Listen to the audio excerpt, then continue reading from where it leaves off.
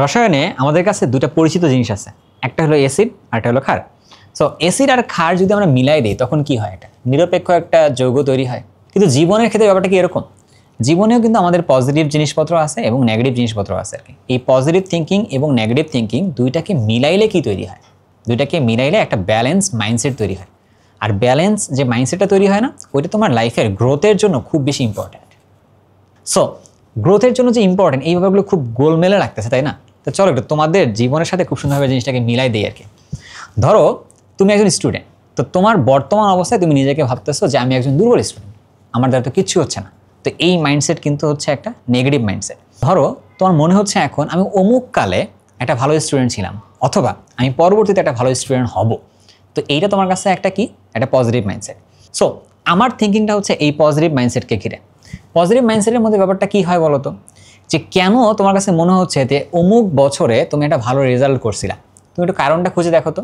তুমি কারণটা খুঁজে দেখলে মনে হবে যে কোনো একজন টিচার আমাকে বলছিল যে তোমাকে ভালো করে পড়তে হবে বা তোমাকে এই কাজটা করতে হবে, এই কাজটা করে তুমি ভালো হবা, তুমি তার কথাটাকে ভালো করে প্রায়োরিটি দিছো, বিধায় তুমি ভালো করছো। অথবা তোমার ফ্যামিলি একটা পার্সন এটার সাথে জড়িত আছে আর কি, কোনো না কোনোভাবে এখানে একটা মানুষের নাম কিন্তু জড়িয়ে আসে। তো সেই মানুষটা তোমার লাইফে পজিটিভ কিছু করার জন্য একজন মেন্টর হিসেবে কাজ করে আর কি।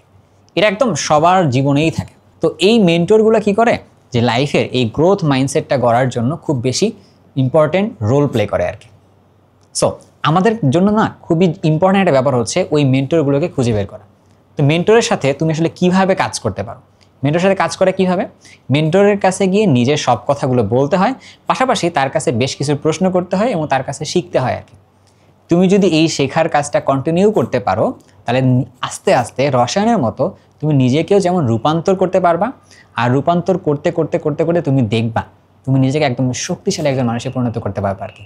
বাট শক্তিশালী মানুষটা কেমন হবে, যার মাইন্ডসেটটা হবে কীরকম, একদম স্ট্রং, আর মাইন্ডসেটটা থাকবে হচ্ছে ব্যালেন্সড, যেখানে পজিটিভ চিন্তাভাবনাও থাকবে, পাশাপাশি নেগেটিভ চিন্তাভাবনাটাও থাকবে আর কি।